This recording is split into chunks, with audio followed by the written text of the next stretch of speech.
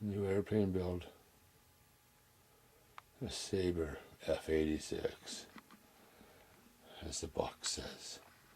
It's a MiG killer. Well, here we go. We're back. We got some more parts. Okay, we got this. I got my servo mounted here. It's a low profile. You know, I'm really thinking of it. Maybe I should have mounted it with the throw angle of the rudder, but I'm going to put it there anyways. Now, I have to take this, and we're going to sand it off, make it so it's got a 45-degree angle. So I got some room here. When I hinge this, it'll move okay. So, I gotta, oh, I don't think you can see. I gotta stand over there. I got a piece of paper, and I'm just gonna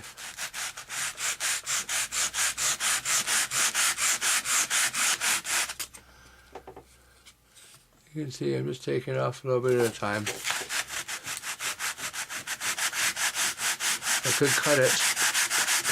Oh, you could cut it. And I'm sanding it. I'll try the other side now.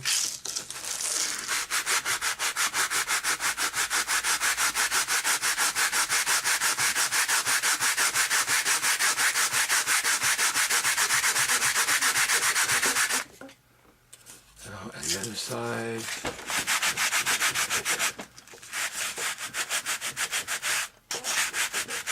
Well, see the point here. I'm going to sand it. It's going to turn easy. So I can sand it up here. I'll finish sanding and we'll come right back.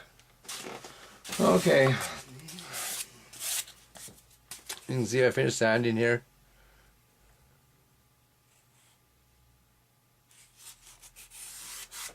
And a little bit at the top there. Okay, so now when I put this in here, I center it. It's gonna give me the throw I want my hinges without hitting. So, this old way here is I'm going to use glue-in hinges. So all I'm going to do here is just put little marks here and here and here and here and there and there. And that way I mark both here and here, so I know where to cut my holes. Now we get a sharper X-Acto knife in the very center, between those lines. We'll cut out some holes in the styrofoam.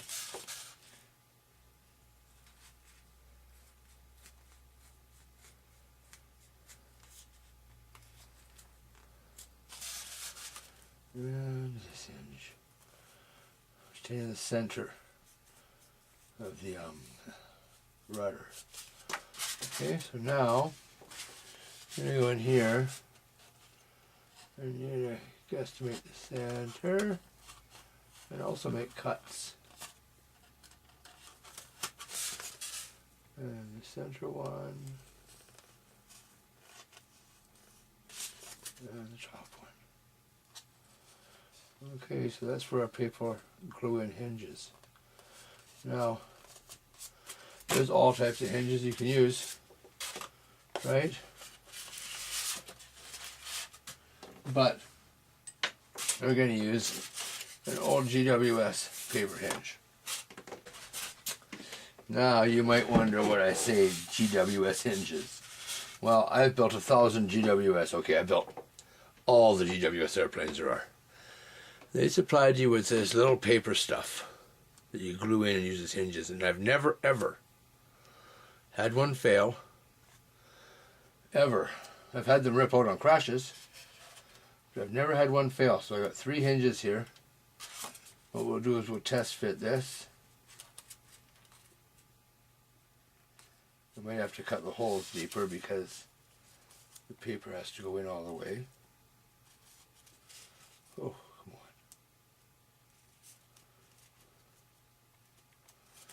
Remember, It's always better to test fit once. Always test fit. You never know what you might come across. Oh. Like this issue, look at this, see? Now how do I get this? I'm going to get the hinges to go in. Huh? Wow. How do I do that? I guess it's right in there. Okay. So I come from the side.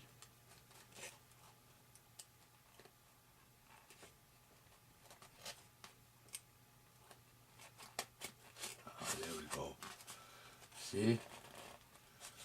Oh, hang on. Okay, so the holes aren't quite big enough. Wow. That's tricky, eh? Okay, well, we learned something from that. I'm going to make sure that this goes in just a little further. I got to have a little less sticking out. And we'll glue them in the elevator first. How much of the blade I need to go down. Okay. Now remember, this is a mod because the kit didn't come with a rudder. So that's why they had no hinges included. I'm going to make these bigger. Or anything in the kit to accommodate for this. So, okay. Make this bigger. Now, we use GWS glue. And we'll stick the... We'll put these in the rudder. Okay. Using this, you just put just a little bit on each side. And in it goes. Like I said, I've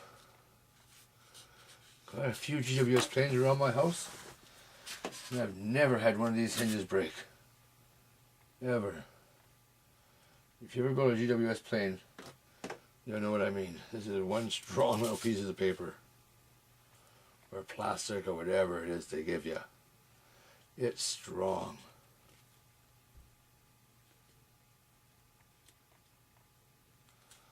So, that, and get one more in here glued. And I do put a little bit of this glue, this GWS glue on both sides of the hinge before I slide it in. You can slide it back and forth if you want, just make sure the glue gets in there. Really nice. Okay. Now we'll let it a few hours, let that dry, before we attempt to attach it to the tail. But we'll move on and we'll do a video here and we'll start doing the tail section. Okay, here we go. Now look what we got here. They're big pieces. Okay, we got the tail section. No, don't knock it over. And the thrust tube for the tail. It says we're going to put wires in and parts in we're going to do and put the tail together with the elevator on it and the rudder. But for now, the two halves aren't glued together, so we'll get them done. And that thrust tube and a whole bunch of wiring they have to put through there. Well, you can see here, the instructions are quite vague. I've added the elevator. Here are the halves. Okay, so now I've got to add and put all these wires inside. And I see on here, they're saying that a single cable for one piece required for the battery and one extension for the ESC. But then it doesn't say the two required for the elevator are the same length as the ones from the ESC, but they're the back of the plane. So I think I've got to glue the elevators in each half, and then see how long these wires are, because I don't want to have extra wires in the middle of this airplane. I have to have those on to run the other wires for the front. So I'm going to have to glue these on, I think, and we'll start videoing again, but I'll videotape gluing those on. But I'm going to look over this one more time and make sure that this is what I should be doing. You hate to put something together and find out, well, you should have done another step first. And a lot of these other kits are notorious. It's like my overkill here. I got 120 amp ESC to power it up. You only need a 70, but I've seen people online where they've burnt theirs up, so I'm going over duty on that. And as you saw before, I just got to make the rods for my elevators, and they're done. That'll be good. We'll have to glue them in the airplane though, I think. That's what's going to go next. Okay, so I'm going to have to glue these in to the tail. It's up here, you can't see it. Here's the tail. One each side. And start running the wires. But before I do that, I'm going to hook up the wires here for the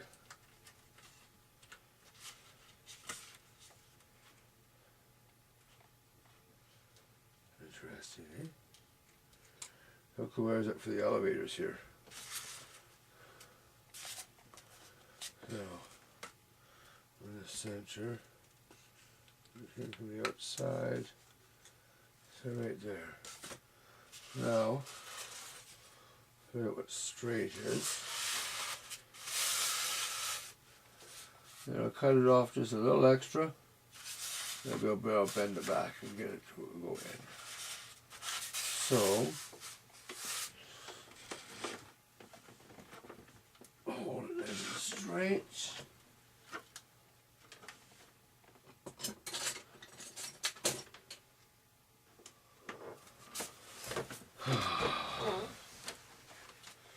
No, we have to hold it really straight. So, the eyeball. I guess if I made that down there, that's pretty well level. So I just give myself just a little more for adjustment. And cut it off.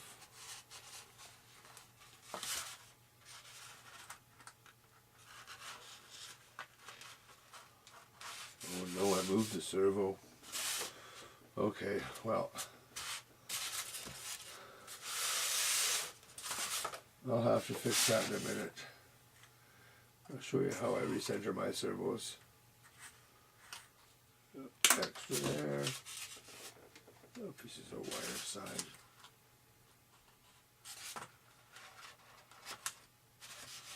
Okay, so now I'm going to use a Y. Oops.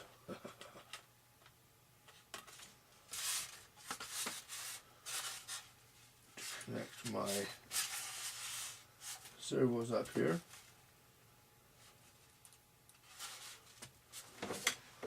Hope you can see this. Okay.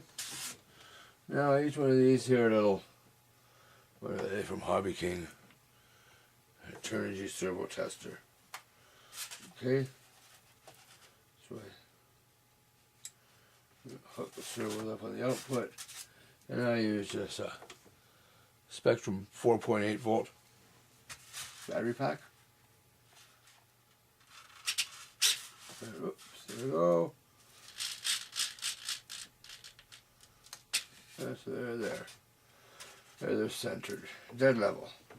So, if we go like that, all I have to do is unplug them now.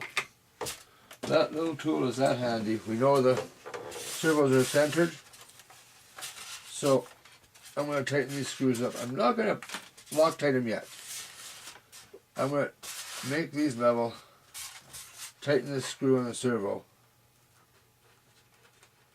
on the wire, and this should just about be the correct. We can fine tune it later, right? Okay, that one's done. No, this one. I do have the styrofoam on 2 sheets of glass, so it is sort of flat. But we'll measure this after the plane is made. Edges are rough to get them in for now. Okay, so we got that done.